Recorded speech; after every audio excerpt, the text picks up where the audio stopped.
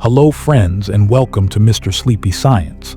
Have you ever laid awake at night, staring at the ceiling, asking yourself this question? Is my life just about waking up in the morning, grinding through the day, paying some bills, feeling a little happiness and sadness here and there, and then one day quietly leaving this world? Are we just biological accidents on this tiny planet, smaller than a speck of dust, in this endless universe filled with billions of stars? Just biological machines that run for a few years and then shut down forever. If these questions have stirred something uncomfortable inside you, created an emptiness, then you're not alone. You're standing at the doorway of a dangerous and deep truth that the world calls nihilism. It's the idea that says life has no meaning. Nothing really matters. Right and wrong, good and bad.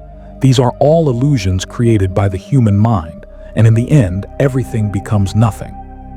Today we're not going to talk about some bookish philosophy. Today we're going to descend into that abyss that's scary even to look into. We're going to face that truth which can shake our entire world. This video might make you uncomfortable. It might keep you up at night. But if you have the courage to stay until the end, maybe you'll find a new light of freedom beyond that darkness. So let's begin this journey into the truth of nihilism. For centuries, for thousands of years, humans created a beautiful story to escape this emptiness. A story where there was someone above, a creator who was watching over us all. Our lives were part of his grand plan. Our good deeds would be rewarded and our bad deeds punished. Death wasn't the end, but a new beginning. This story was like a warm blanket that protected us from the cold and ruthless truth of the universe. It was a ship that assured us we weren't alone in this unknown ocean. Someone would guide us to the right path. This ship gave us safety, it gave us community, it gave us a purpose to live. It told us what was right and what was wrong. It gave meaning to our suffering, that this is a test, an examination. Under the shade of this belief, life seemed easier. But then in the 19th century came a German philosopher whose words were like a hammer. His name was Friedrich Nietzsche. He stood before the world and made an announcement that was no less than an earthquake.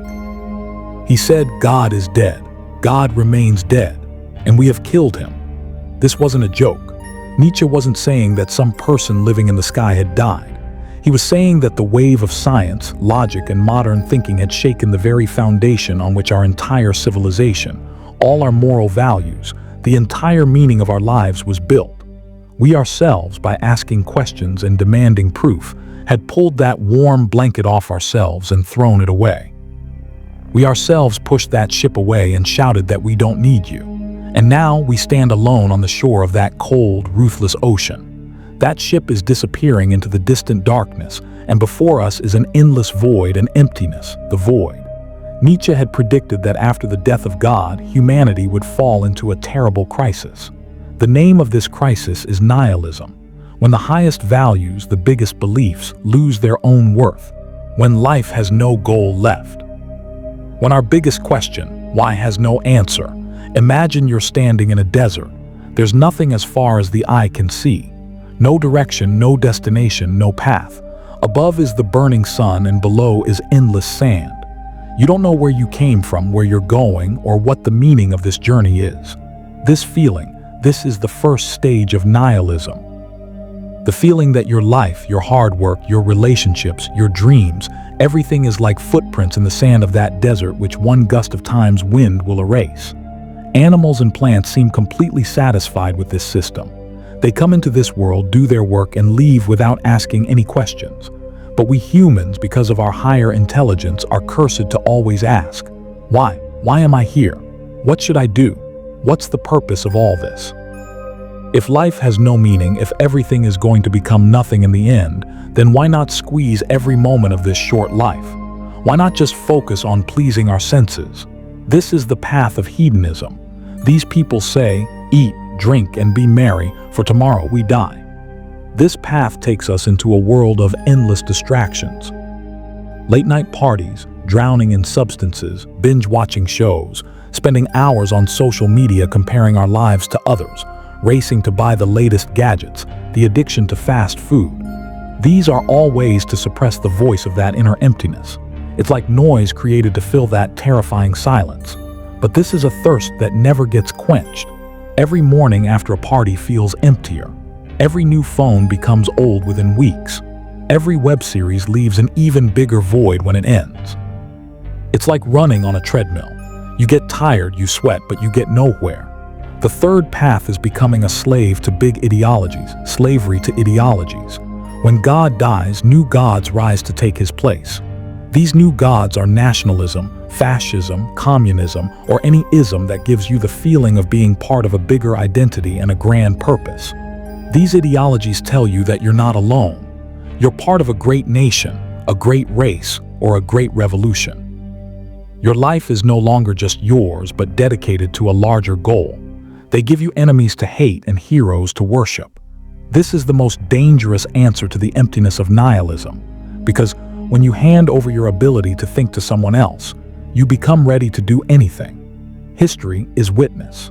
The biggest massacres of the 20th century happened in the name of these ideologies, by people who wanted to fill the emptiness of their lives by spilling blood for some grand cause. All three of these paths, whether blind faith, endless pleasure, or slavery to ideology, actually do the same thing. They stop you from facing that terrifying truth that you are alone in this universe and your life has no pre-decided meaning. But what if you stopped running? What if you had the courage to stand at the edge of that abyss and look into its depths? Now we're descending into the darkest, most dangerous aspect of nihilism, a place where morality ends and humanity dies. It's called moral nihilism. Its principle is very simple. If there's no one above, no cosmic law, no principle of karma, then right and wrong don't actually exist. They're just words. Rules made by society so people don't kill each other and order remains. Think about the depth of this. For a moral nihilist, feeding a hungry person and slitting someone's throat, there's no natural moral difference between these two actions. Kindness and cruelty, neither is better than the other. Loyalty and betrayal are just two different strategies. Forgiveness and revenge, neither is naturally good. These are all just human opinions, not universal truths. This is the thinking that gives birth to history's cruelest dictators, serial killers, and criminals. If there's no heaven to do good deeds for and no hell to fear, then why should I be good? If I can get ahead by taking someone's rights, by deceiving someone, and I don't get caught, then why shouldn't I do it? The great Russian writer Fyodor Dostoevsky had a character say in his novel The Brothers Karamazov, "If God does not exist, everything is permitted. Everything is permitted." These three words have the power to destroy humanity. In pop culture, the best example of this is the Joker from The Dark Knight. He doesn't spread chaos for money. He doesn't fight for power. He just wants to prove to the world that this mask of civilization, rules, and morality is very thin.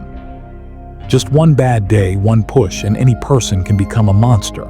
Joker is a pure moral nihilist. He says, some men just want to watch the world burn. Why? Because there's no difference between burning and not burning. Everything is a joke. Tyler Durden from Fight Club is also born from this nihilism. He starts a violent rebellion against consumerism, corporate jobs, and the meaninglessness of modern life. His goal is to break everything, bring everything to zero so something new can be built. But the danger isn't just in big villains or historical events. This danger is inside us too. When a young person goes into depression and says, "What's the point? What's the use of doing anything?" They're in the grip of existential nihilism. They feel their life has no value. Whether they exist or not makes no difference to anyone. This despair, this sadness, this death of hope, this is also a form of nihilism. This is passive nihilism that defeats you before you even fight. On one side is the active nihilist who says, if nothing matters, I'll destroy everything. On the other side is the passive nihilist who says, if nothing matters, why should I do anything? Both paths lead to destruction. One destroys the world, the other destroys themselves. So is this our end? Are we either forced to live in some false belief so we don't have to face this question, or drown in this despair and destruction? Is there no third path? Nietzsche, who predicted this crisis, believed there was a path. A very difficult, very lonely, but a beautiful path. Here the story takes a dramatic turn. Where most people see nihilism as an end, a full stop, for Nietzsche and some other philosophers it was a beginning, a graduation. Nietzsche said, "What does nihilism mean? that the highest values devalue themselves. The question, why, finds no answer. We must experience nihilism so we can know what the real value of those old values was. For Nietzsche, nihilism isn't a disease but a transitional phase. It's part of the process where humans throw away their old borrowed crutches given by others and learn to stand on their own feet. Imagine you've been given a map since childhood and told this is the only right path of life. You walk on that map for years. Then one day you discover that map is false. That place, that destination that was promised, it doesn't exist anywhere. Most people will sit there and cry. They'll say everything is ruined. But there will be one person who will tear that map and throw it away, look around and say, good. Now I'll create my own path, my own destination. This person, in Nietzsche's language, is on the path to becoming the Übermensch, the Superman. The Übermensch isn't some superhero with supernatural powers.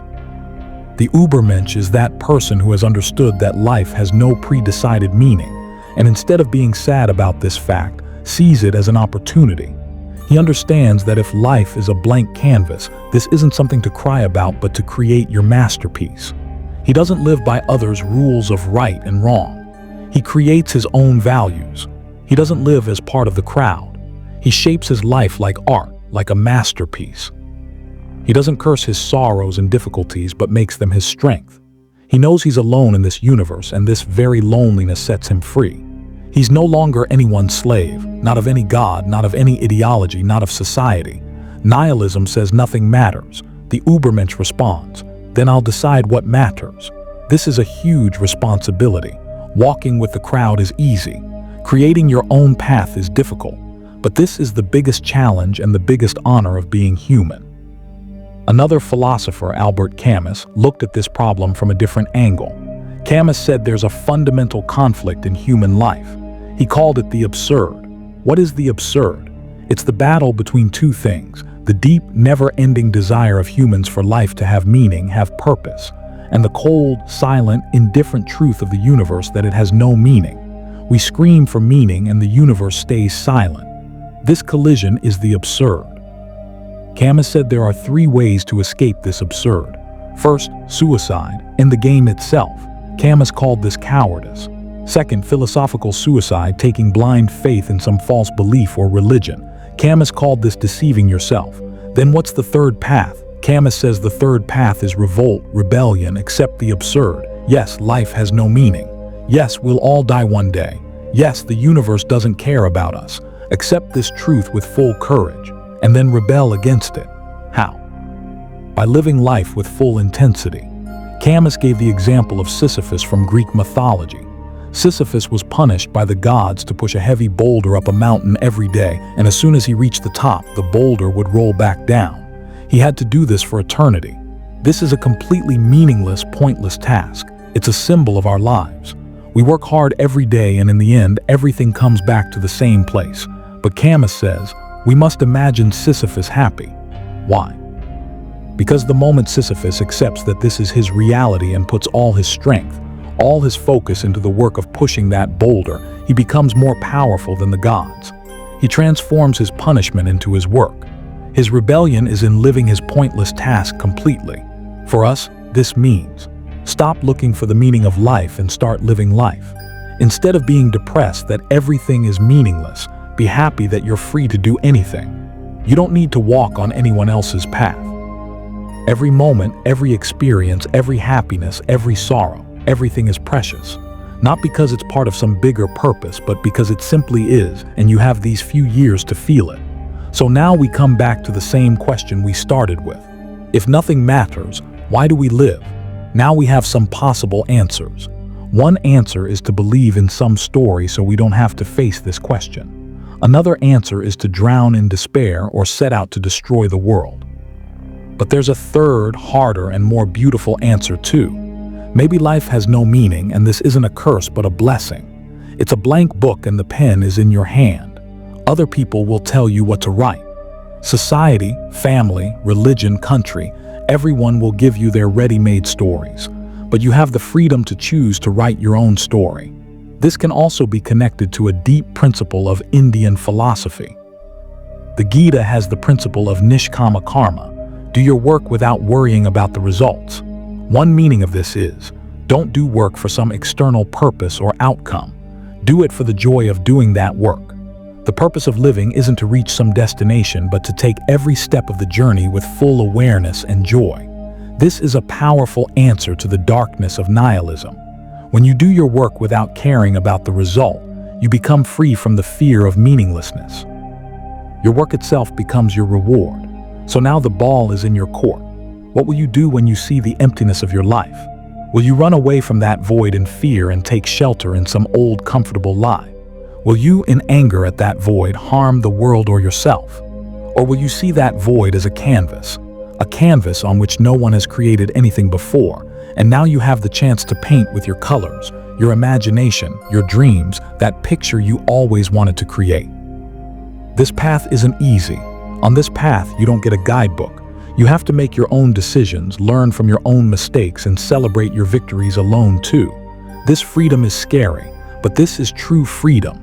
Nietzsche said, "He who has a why to live for can bear almost anyhow." The person who has a why to live can endure almost anyhow. Nihilism took away our old why. It told us the universe hasn't given us any why. But it gave us the chance to create our own why, choose our own purpose, give our life a meaning, even if that meaning is only for us. So next time you lie awake at night looking at the ceiling and that emptiness tries to surround you, don't be afraid of it.